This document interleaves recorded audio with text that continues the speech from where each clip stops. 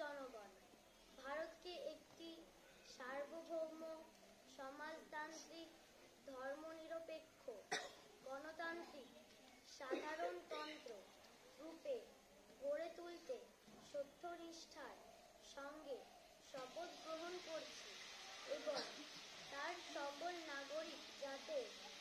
সামাজিক, অর্থনৈতিক ও রাজনৈতিক ন্যায় বিচার,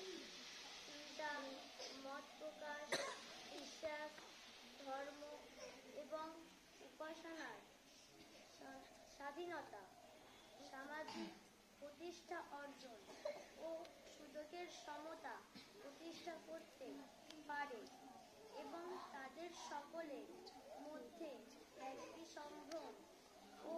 জাতীয় ঐক্য এবং সংহতি সুনিশ্চিত